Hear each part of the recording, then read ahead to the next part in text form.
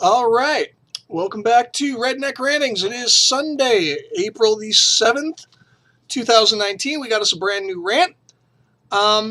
This one kind of touches on guns, but it's really more about core concepts of individual liberty, okay? It's really only peripherally about guns here. I recently saw a video in which Representative Shelly Christensen, representative from Minnesota District 39B, was speaking on the Safety and Criminal Justice Reform Finance Bill, and she asked the question, why wouldn't you want to register your gun? If you've done nothing wrong, why wouldn't you want to do that? On the basis of, well, we register cars and we register this, and if you're a good I'm paraphrasing here a little bit, but if you're her essential argument was, if you're a good law-abiding person, why would you not want to register your gun?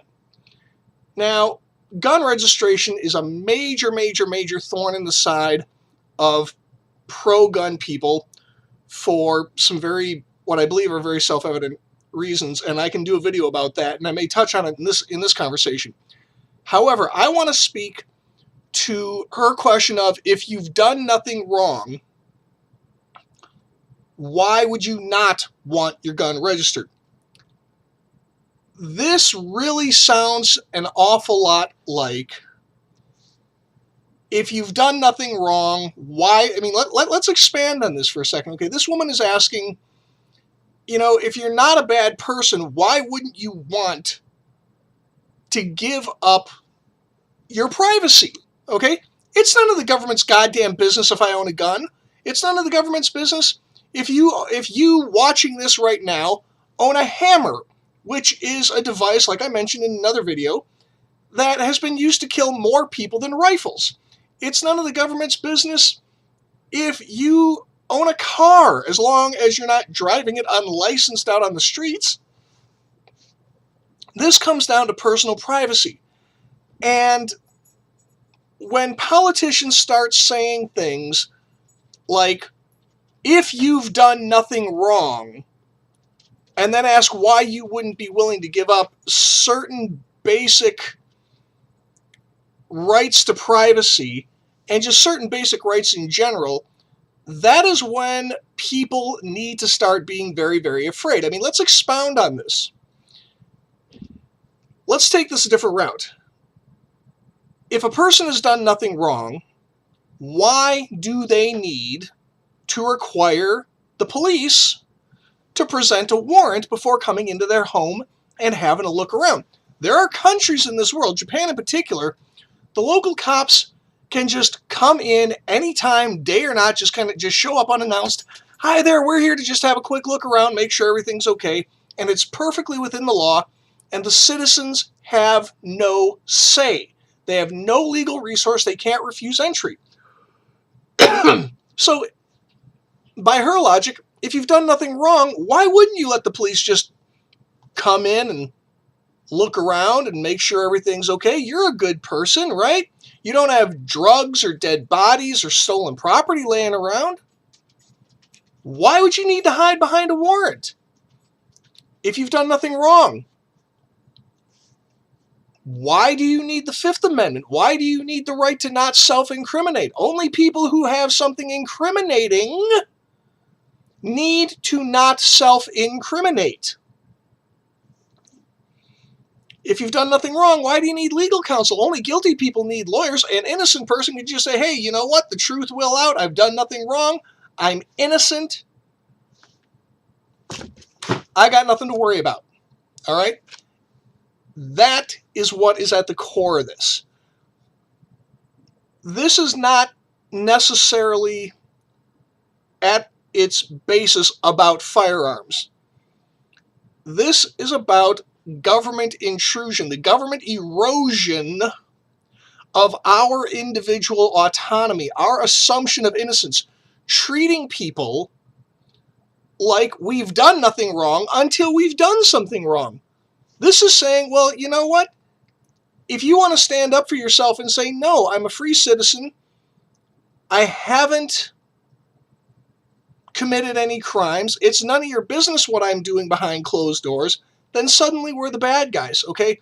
This is about the creeping encroachment of governmental power. And every time you see this throughout history, it leads in one direction, and that direction is tyranny. It's the same argument that the Stalinists used. It's the same argument that the fascists in Germany and Italy used. It's the same argument that they use in North Korea right now. It's the same argument that every 2-bit petty dictator has ever used.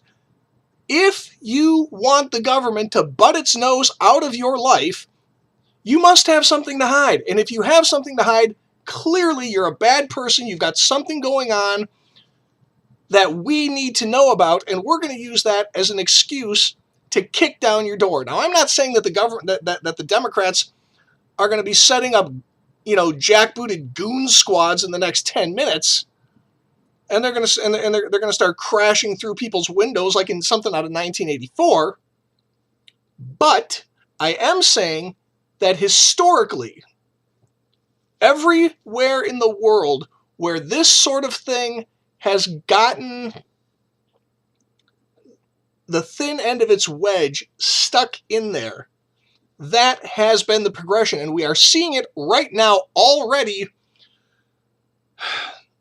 with the red flag laws.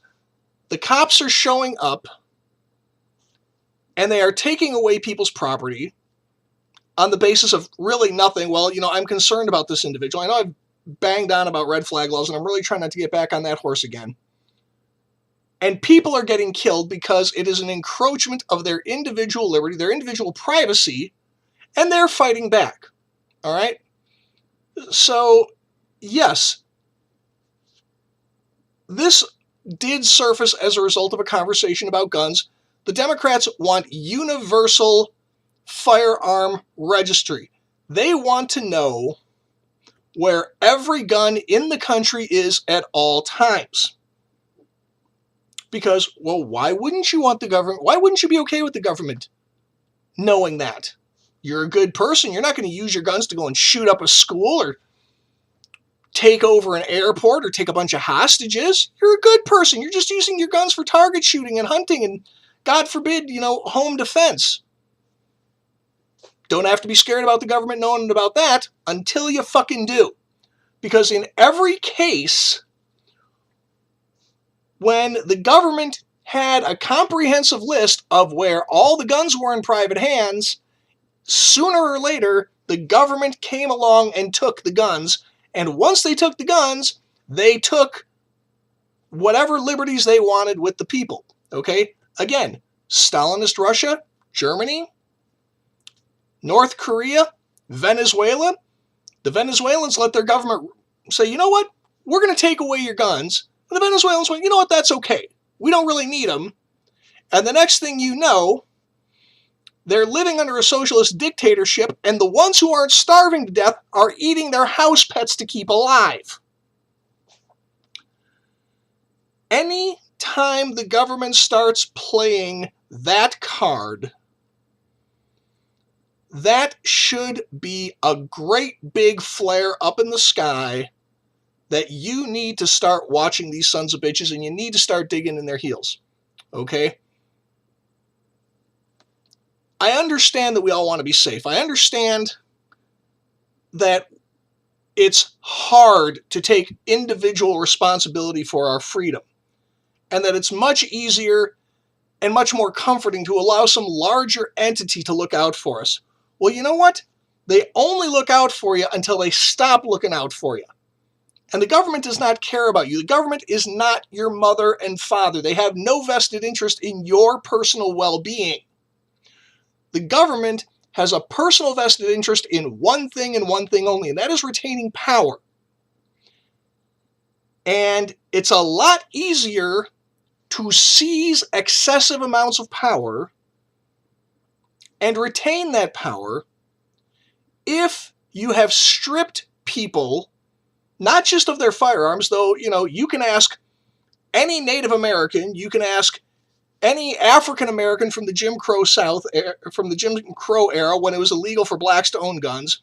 You can ask anybody anywhere ever who had their guns taken away, whether it was easier or harder for the government to put a boot on the back of their neck once the guns were gone. All right? But it's also much easier for the government to seize and control an unbalanced amount of power by getting people acclimated to the idea of allowing the government to tell them what to do. To encroach on their, encroach on their privacy, encroach on their civil liberties, all in the name of the greater good. In the name of the greater good, and better men than I have said this, smarter people than I have said this, in the name of the greater good is what is the most dangerous phrase ever. More evil has been done in the name of the greater good than behind any other rallying cry ever that you want to name. You look at every great evil in human history, every great act of evil, and somewhere there is somebody saying, this is for the greater good. All right? The Chinese Communist Great Leap Forward that killed millions of people was for the greater good. Venezuela, for the greater good. The excesses in France that have sparked off 21 weeks of protests in Paris and across their nations and brought the yellow vest protest phenomenon to the international consciousness. The things that Macron was doing there, in the name of the greater good.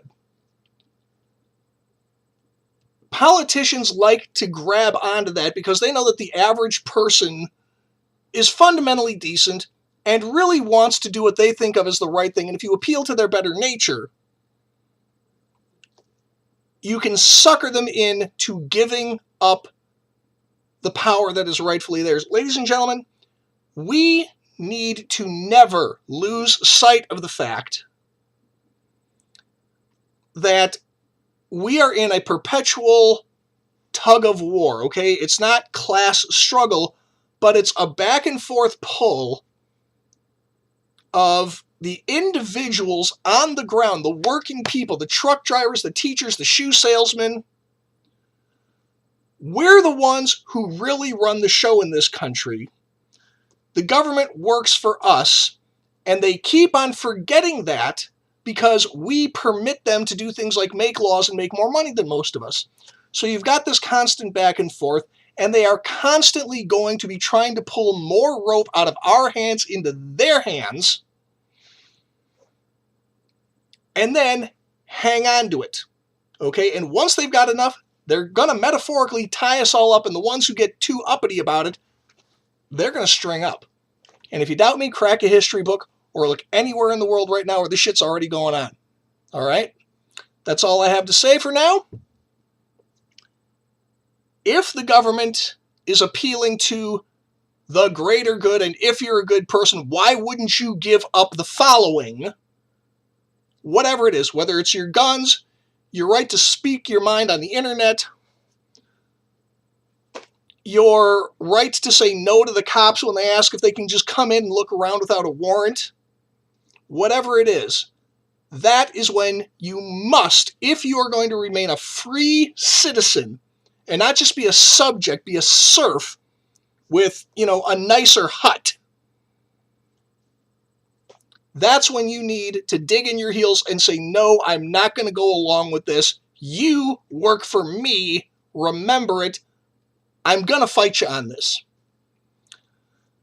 As always, like, share, subscribe, ring the notification bell so you can keep track of this.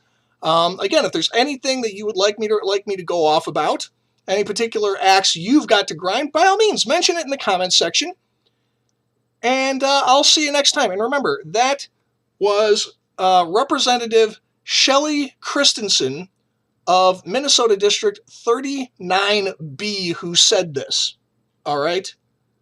By all means, love your country, love what it stands for, but only a fool truly trusts their government 100%.